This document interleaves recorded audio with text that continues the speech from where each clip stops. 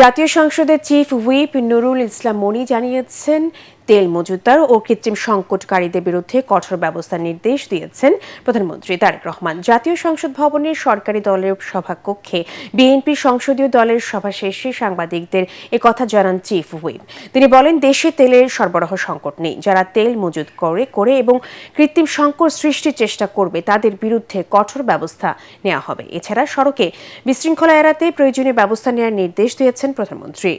নুরুল ইসলাম মনি বলেন, দলীয় সভায় সরকারের কার্যক্রম নিয়ে প্রতি মাসে এমপিদের ব্রিফ করার সিদ্ধান্ত নেওয়া হয়েছে। আগামীকাল দুপুরে 1:30টায় আবারও বসবে সংসদীয় দলের সভা।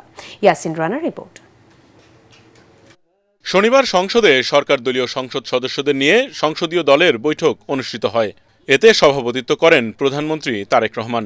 বৈঠকে স্পিকার হাফিজউদ্দিন আহমেদের স্ত্রীর মৃত্যুতে শোক প্রকাশ করা হয়। এছাড়া বৈঠকে জ্বালানি তেলের সংকট, সড়ক দুর্ঘটনা ও বিশৃঙ্খলার বিষয়ে গুরুত্বপূর্ণ দিক নির্দেশনা দেন প্রধানমন্ত্রী। এ নিয়ে বৈঠক শেষে ব্রিফ করেন চিফ হুইপ নুরুল ইসলাম। বলেন, তেলের কৃত্রিম সংকটকারীদের বিরুদ্ধে ব্যবস্থা নেওয়ার নির্দেশ দিয়েছেন প্রধানমন্ত্রী। যেখানে 30 লিটার তেল আগেনি, তো এখন সেখানে ট্যাঙ্কি ভরে 50 লিটার নেওয়ার চেষ্টা করছে। মোটরসাইকেলরা দেখা যায় একবার তেল নেওয়ার ক্ষেত্রে তেল নিচ্ছে, আবার নিচ্ছে 3বার তেল নিচ্ছে, এরকম কিছু হচ্ছে। বিভিন্ন আপনারা জানেন, পাশের দেশে তেলের দাম কম, আমাদের দাম কম, ওদের দাম বেশি। খুব সঙ্গত কারণে চোরাচালান হচ্ছে। চোরাচালান রোধের জন্য তিনি কঠোর ব্যবস্থা নেওয়ার জন্য হোম মিনিস্টারকে বলেছেন। একই সময় যে অভিযান চালানো হবে যারা এরকম হোর্ডিং করছে বা যারা তেলের মজুদ করে রাখছে বা তেলের আর্টিফিশিয়াল ক্রাইসিস তৈরি করার চেষ্টা করছে তাদের ব্যাপারে। সড়কে শৃঙ্খলা ফেরাতে যা যা দরকার সেসব ব্যবস্থা গ্রহণেরও নির্দেশ দিয়েছেন প্রধানমন্ত্রী।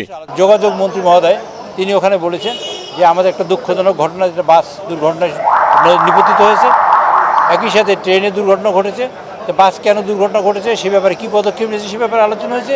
ট্রেন দুর্ঘটনার ব্যাপারে ভবিষ্যতে যাতে এরকম না হয় তার জন্য কি করা হবে সে ব্যাপারে এই ব্যাপারে আলোচনা হয়েছে। এছাড়াও সংসদীয় কার্যক্রম এবং অন্যান্য অনেক বিষয়ে কথা হয়েছে। প্রধানমন্ত্রী মাননীয় সংসদ নেতা দিক নির্দেশনামূলক বক্তব্য রেখেছেন। এর আগে দুপুরে সংসদ কমিটির প্রথম বৈঠক অনুষ্ঠিত হয়। এই সেশনের মধ্যে আমরা লাইব্রেরি করবো, কিছু কিছু কমিটি আমরা করবো, যেগুলো এসেন্সিয়াল আমরা শুরু করবো। এই পার্লামেন্টের পারফরমেন্স আছে, দলের ডিমান্ড আছে, পার্টির অবস্থান আছে, সব মিলিয়ে আমরা মূলত সংসদীয় কমিটিগুলো করবো ইনশাআল্লাহ। রোববার দুপুরে আবারও সংসদীয় দলের বৈঠক অনুষ্ঠিত হবে বলে জানান chief whip Nurul Islam. Committee আগামী। ইয়াসিন রানা, এটিএন বাংলা, ঢাকা।